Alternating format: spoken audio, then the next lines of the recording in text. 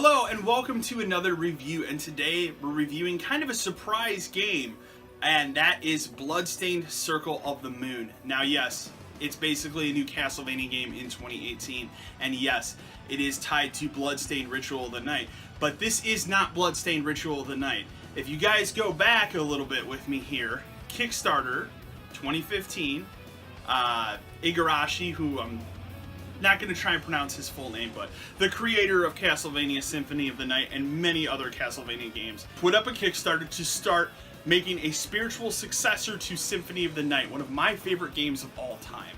And one of the Kickstarter backer goals was if they hit a certain threshold, they would have another company develop an 8-bit prequel to Ritual of the Night. And since that game was kickstarted and reached, I think, 10 times over the amount that they needed in order to back the game and get this game made, obviously we knew this was going to be made. And it kind of came up as a surprise announcement in the beginning of May that, hey, guess what? Bloodstained Circle of the Moon, it's out May 24th.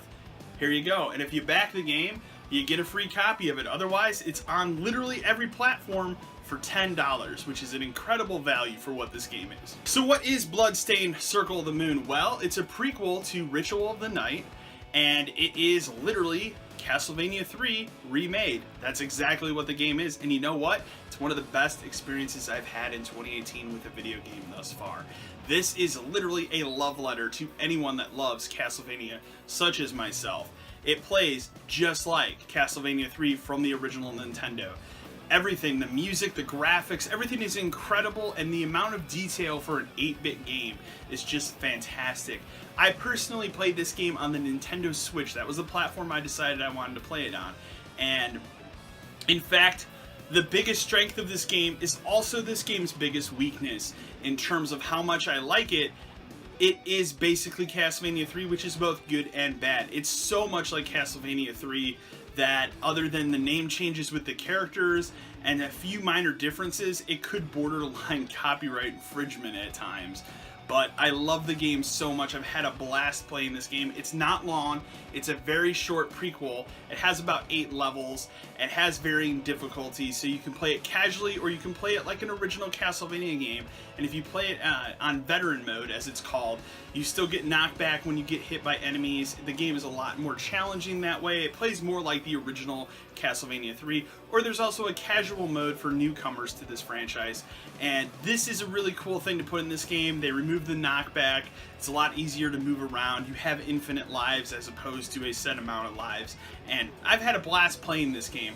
Now, yes, you do have to laugh at some of the characters, including who I'm just going to call Fake Alucard because that's what he is. I believe his name starts with a G. I'm not going to try to pronounce it, but he's literally Alucard. I mean, hell, he's throwing bats around and then he's turning into a bat. He is Alucard. I love this game. I've had a blast playing this game. I love everything about it. It's retro-inspired graphics, the 8-bit feel of it. It feels like an old Nintendo game that kind of fell off the shelf that nobody talked about for 25 years, and here it is unearthed for us to play in 2018. And that's exactly what I wanted and expected from this. Now, yes, it is true right now. We don't have a release date for the full Ritual of the Night game that everybody's been waiting for, myself included. It's one of my most anticipated games of 2018.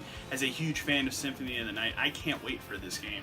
And this is a great way to kind of get a nice buffer to prepare for Ritual of the Night and learn a little bit about these characters that are going to be in the game and what that game's going to be about.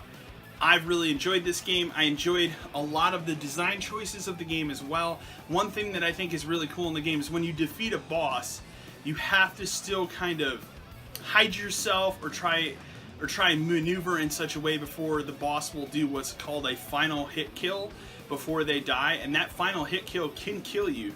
I had one instance on the very first boss of this game where I only had one sliver of health left. I killed the boss, did not know about this one hit kill thing, and then it just hit me and it killed me and I died, and I had to do that boss all over again, even though I had defeated it technically. That's frustrating, but that's very much a Castlevania thing. So I like this game. I love this game a lot. I've really enjoyed my time with it. It's not a lengthy game. You can beat it. If you're a Castlevania veteran like me, you can beat the game in about one sitting, about 90 minutes or so. I took a little bit longer playing the game because I was just playing it on breaks and work and stuff because I have it on the Switch. It's an excellent Switch game, and that's the last thing I want to drive home with this release, is that this is a fantastic and excellent Nintendo Switch release, and I highly recommend, if you have a Nintendo Switch, play the Nintendo Switch version of this game. It feels right at home on a Nintendo console, and the HD rumble for this game feels incredible. I'm giving this game a straight up A for my review score. Again, it's $9.99. It's a prequel to a much larger experience that's coming out later this year, and I think if you're looking for something that's a bit retro, but also you're a huge Castlevania fan and you're looking for something new in that realm, you can't really beat Bloodstained Circle of the Moon. Anyways, guys, I hope you enjoyed this video review. Remember to like, share, and subscribe to the channel. And as always, until next time.